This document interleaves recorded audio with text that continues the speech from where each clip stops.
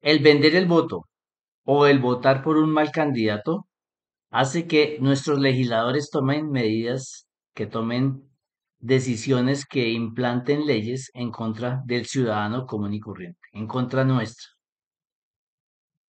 Consecuencia de una mala elección o de haber vendido el voto son leyes que atentan contra no solamente el ciudadano en sí, sino contra el bolsillo de este ciudadano. Voy a tomar varios ejemplos para que veamos qué puede resultar de una pésima, de una mediocre, de una mala elección o de la venta de un voto. Empecemos con el SOAT. El SOAT, como su nombre lo indica, es un seguro obligatorio para accidentes de tránsito. Existen también las pólizas contra todo riesgo. Estas pólizas pueden ser adquiridas también por motociclistas o por automovilistas. La diferencia entre estas dos es el cubrimiento. Una póliza de seguro contra todo riesgo cubre con muchísimo más alto valor las consecuencias de un accidente. Un SOAT, no sé, siendo optimista, cubre como hasta 20, 30 millones de pesos, mientras que un seguro todo riesgo puede cubrir 10 veces, 20 veces mucho más que esa suma. Como resultado de la venta del voto, de una mala elección o de votar por un candidato mediocre, resulta que tenemos que pagar los que adquirimos póliza contra todo riesgo doble seguro por un mismo rubro. Es increíble que esta situación se dé y ningún legislador haya luchado para que esto sea justo. Esto sería muy fácil de manejar, pues si usted adquiere el seguro contra todo riesgo, se puede subir al RUNT, como lo hacen con el SWAT, y nos evitaríamos una doble tributación, un doble gasto por ese mismo rubro. Es fácil ese manejo. No me explico por qué los legisladores mediocres que tenemos, no todos, aclaro, algunos de ellos, la mayoría inclusive, que votan en temas que no tienen el conocimiento ni la parte técnica para votar por un proyecto, a pesar de tener sus células legislativas, las cuales les ayudan para investigar sus casos, para asesorarlos en casos que no conocen. A pesar de todo ello, se toman decisiones en contra nuestra. Este es uno de los ejemplos. El otro ejemplo es la línea continua amarilla en las carreteras, en algunos tramos de las carreteras. Sucede que en algunos tramos de las carreteras hay espacio suficiente y suficiente visibilidad para poder pasar sin riesgo, sin arriesgar la vida de quien maneja, que quiere pasar, o quien venga en sentido contrario o a quien esté pasando. Pero no, resulta que este tramo precisamente tiene doble línea amarilla, lo cual impide el adelantamiento. En este país que ir a el ritmo que vaya una tractomula, por ejemplo, el ritmo que vaya. Esto es inconcebible, esto es increíble. Más en un país que se necesita que mejore su movilidad, sus desplazamientos. Todos los días sacan leyes, decretos en contra del ciudadano de vehículo. Esta falla de la doble línea amarilla en sitios donde se puede pasar perfectamente va a afectar nuestro bolsillo. Lo hacen únicamente, están pésimamente delineadas, están pésimamente demarcadas, no están técnicamente demarcadas. Y esto es con el fin solamente de recoger dinero por las infracciones que se puedan cometer. Porque precisamente adelante de la zona donde está la línea doble amarilla y uno puede pasar sin riesgo, si uno pasa, más adelante están los agentes de tránsito que en nuestro país son muy diligentes a la hora de sacar infracciones, de sacar partes. Son muy diligentes a la hora de sacar infracciones, de molestar al ciudadano. Pero llegue usted a tener un accidente, a ver cuánto se demoran en llegar. Y si llegan, todo este sistema está diseñado únicamente con el fin de sacarle plata al ciudadano. Otra medida de nuestros genios, de nuestros legisladores técnicos, de nuestros legisladores que estudian, quién sabe cuándo, las medidas por las cuales van a votar a favor o en contra, en la mayoría de los casos porque hay un interés personal, porque le hacen lobby, pero no tienen en cuenta al ciudadano. Los vehículos hoy en día, ya algunos de las marcas conocidas y los cuales son especialistas en fabricar vehículos, porque en estos no llevan 10 ni 20 años, fácilmente pueden llevar 60, 70, 80 años fabricando vehículos. ¿Y quién más conoce este tema que quien lo fabrica? Nuestros legisladores. Bueno, el caso es que vamos a que algunas de las marcas hoy en día ofrecen garantías de 7 años por el vehículo. Óigase bien, 7 años. Sin embargo, nuestros genios legisladores sacaron una ley que la revisión técnico-mecánica tiene que hacerse a los 5 años. ¿Con qué base técnica, riguroso estudio tomaron esta decisión? ¿A quién le favorece? Si uno tiene un carro bajo garantía, se lleva al concesionario, al taller del concesionario. ¿Quién mejor que quien fabricó el vehículo conoce dicho vehículo? Seguramente los de las hadas, un mecánico que tengan ellos. Esto es ridículo. Si la revisión técnico-mecánica sirviera de algo, ¿por qué siguen sucediendo accidentes con vehículos que tienen la revisión técnico-mecánica? Hay fallas mecánicas y sin embargo, a pesar de tener su revisión técnico-mecánica, suceden accidentes. ¿Qué nos garantiza una revisión técnico-mecánica? Y más aún, ¿qué nos garantiza dicha revisión técnico-mecánica cuando, por ejemplo, un vehículo la pasa y en unos 15 días, 8 días hacen un retén para revisión de gases y el vehículo no pasa?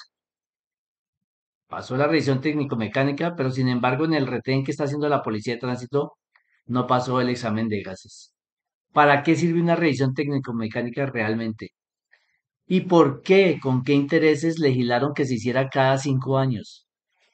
Si uno está llevando el vehículo al taller del concesionario, que es quien lo fabricó, que es quien lo conoce, quien lo avaló, ha pasado pruebas en laboratorios internacionales, pruebas internacionales en institutos que tienen el conocimiento de la mecánica y de cómo puede ser un vehículo seguro, etcétera, etcétera. Pasa todas esas revisiones y aquí en el país con problemas, porque los legisladores así lo dictan. Es increíble. La pregunta es, ¿con qué intereses se hace esta revisión cada 5 años? Sabemos muy bien que en el Congreso se hacen lobbies y estos lobbies funcionan como estamos viendo. Volviendo al tema de las carreteras y su doble demarcación de línea amarilla.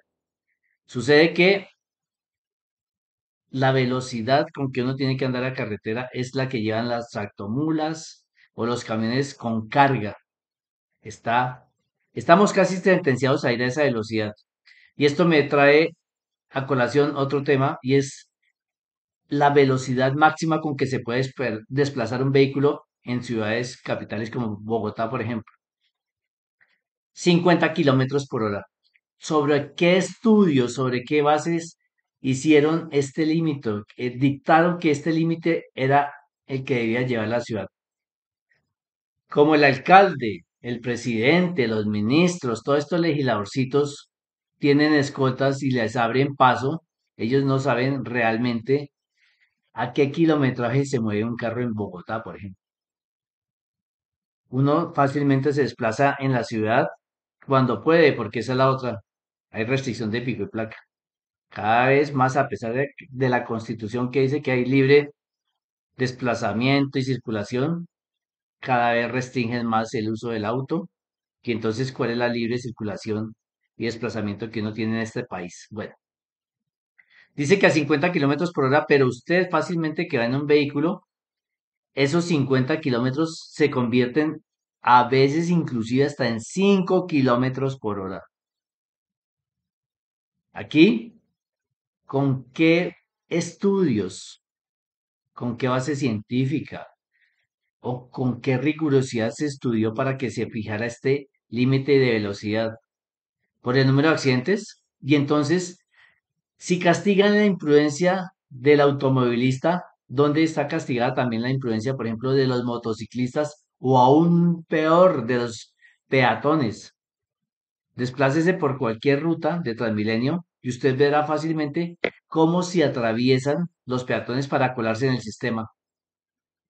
Eso es una imprudencia que puede afectar vidas, que causa accidentes. Aquí nuestros legisladores buscan el muerto río arriba, pero muchas de las veces son los peatones que por su imprudencia hacen cometer accidentes. Y como siempre el Paganini es el señor del vehículo porque uno confía en que en un tramo de la autopista norte, por ejemplo, nadie se va a atravesar porque hay puentes peatonales. Pero la gente para colarse en el sistema, entonces se atraviesa imprudentemente y se provoca el accidente. La culpa, el automovilista, no la imprudencia del peatón. Y eso es lo que se castiga. Se busca, como dije anteriormente, el muerto río arriba. La culpabilidad siempre se la achaca al automovilista y así no debe ser. Volviendo al tema también de los agentes de tránsito, les decía que en las zonas de que se puede pasar sin ningún riesgo, sin ningún peligro, porque ahí el espacio y la visibilidad está señalizada con línea doble amarilla, la cual impide el adelantamiento de un vehículo, así sea una tractomula que vaya subiendo 5 a 10 a 20 kilómetros por hora y forma su respectiva cola de congestión.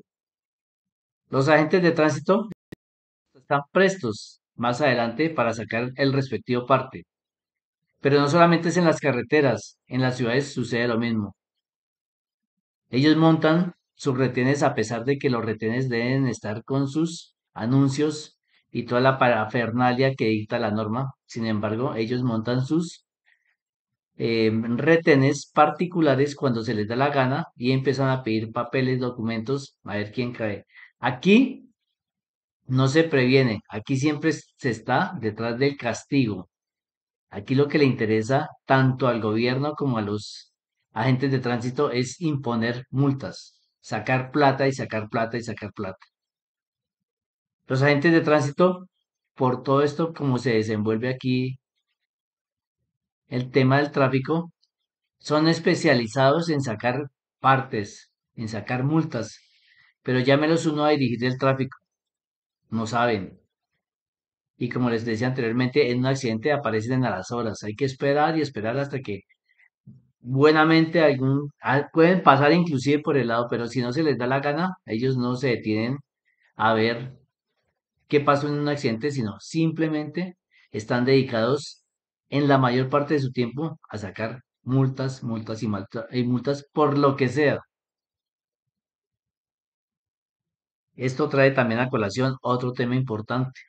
Con las multas, por supuesto, y según la legislación, vienen las inmovilizaciones y el tema de las grúas.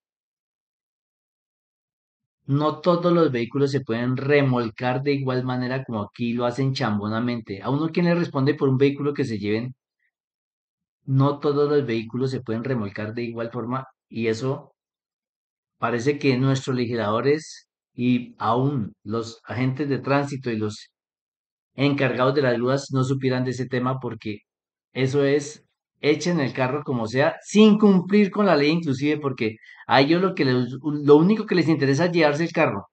Ustedes ven un operativo de estos y el carro lo enganchan como sea para que el dueño no llegue, con eso tiene que pagar grúa, patios, etcétera, etcétera, todos los costos que conlleva esta infracción.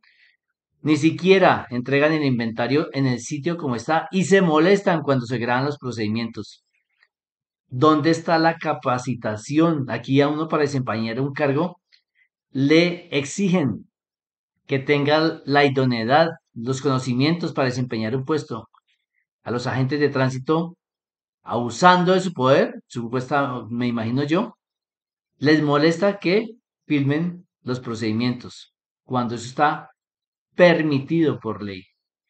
Se molestan y buscan excusas para aumentar la infracción o para colocar la infracción si no la hay. ¿Qué capacitación, qué capacidad intelectual, qué conocimientos tienen ellos para imponer multas y para, sobre todo, molestarse porque les graban los procedimientos? ¿No les enseñan acaso eso? Eso debería ser primordial en una capacitación a un agente de tránsito. Aquí también, vuelvo y digo, razón por haber vendido un voto o por elegir mal. Le ponen el impuesto a la gasolina, dizque para mantener la malla vial. Una malla vial cada vez más deteriorada, no solamente en la ciudad, sino en las carreteras, a pesar de que se pagan impuestos. Esa es otra piedra que nace por las malas decisiones. Otra piedra en el zapato. Colombia es uno de los países en el mundo que tiene mayor número de peajes. Es increíble que usted de aquí a Girardot, desplazándose por Chía, Funza, etcétera, etcétera, tenga que pagar 4 o 5 peajes. En menos de 100 kilómetros son 60.000 pesos largamente. Y hay vuelta, usted en solo peajes ha pagado 130.000, 140.000 pesos. Queremos ser competitivos. ¿Cuánto paga una tractomula por cada peaje de estos? En 100 kilómetros, hágame el favor. No es posible que esto siga sucediendo. Y fuera uno, vaya a ver uno por la carretera, por ejemplo, por la mesa, que es donde me estoy quejando en este momento. Pasa uno por cerca del peaje de Montoñedo, etcétera, etcétera.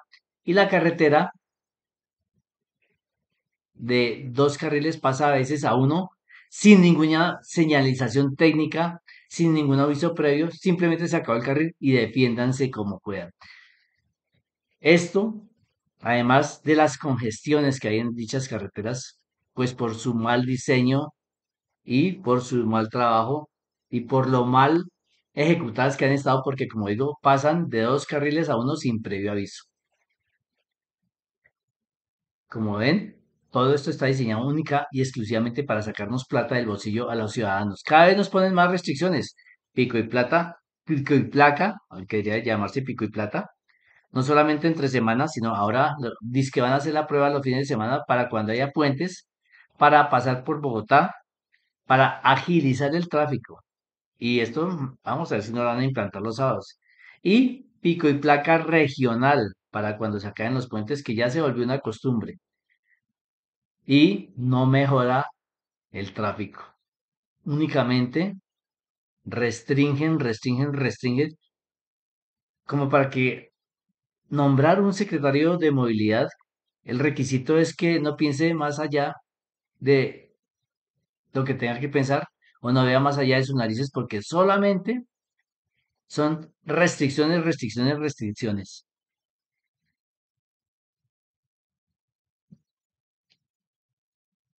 Un tema para cerrar ya esto es, es increíble que inclusive los agentes de tránsito para sacar un parte o para hacer parar una motocicleta, un carro, en plena mal llamada autopista norte, son capaces de atravesarse carriles para decirle al señor que va por el carril de la izquierda que se abrille. Lo he visto varias veces, lo he sufrido varias veces en la mal llamada autopista norte. Ponen sus conos y no les importa si de pronto viene un auto a atravesársele. El todo es que tienen que hacer parar al vehículo que ellos quieren. Los encargados de dirigir el tránsito son lo más imprudentes, lo más ineficientes y que poco utilizan su cerebro a la hora de ir a colocar un parte o de parar un vehículo. Yo creo que están alineados con los secretarios de movilidad.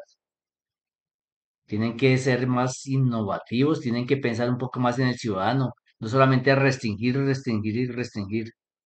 Aquí nuestros legisladores quieren que los vehículos o que todos nosotros nos desplacemos a su velocidad mental, casi nula. Esto no debe ser así.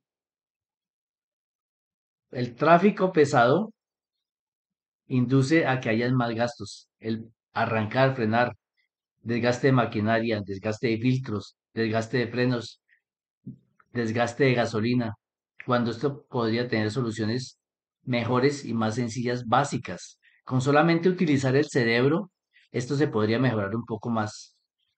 Pero como aquí ni utilizan el cerebro, la mayoría de los legisladores, no todos, responden a intereses económicos de la gente que le hace lobby y como el ciudadano no hace lobby, entonces nos afectan a nosotros y lo único que les interesa es sacar y sacar y sacar dinero. restringir, restringir, restringir, y no importa si se afecta al ciudadano y si el gasto de combustible, de autopartes, etcétera, etcétera, afecta a una economía del país, eso no importa. Lo importante es recoger y recoger caja. Ojalá que todo lo que está sucediendo nos lleve a que en las próximas elecciones tengamos más conciencia del voto. Ojalá que esto nos permita elegir mejores candidatos y como he dicho en otros videos, aquí la elección importante no es la de presidente. La elección más importante es la de los congresistas porque todo pasa por el Congreso. Si elegimos mal, seguiremos teniendo el país que tenemos hasta ahora. Si elegimos bien, tendremos la esperanza de poder ir cambiando. En nuestras manos está el empezar a cambiar todas estas situaciones que nos afectan en nuestra vida diaria más de lo que creemos y más de lo que caemos en cuenta.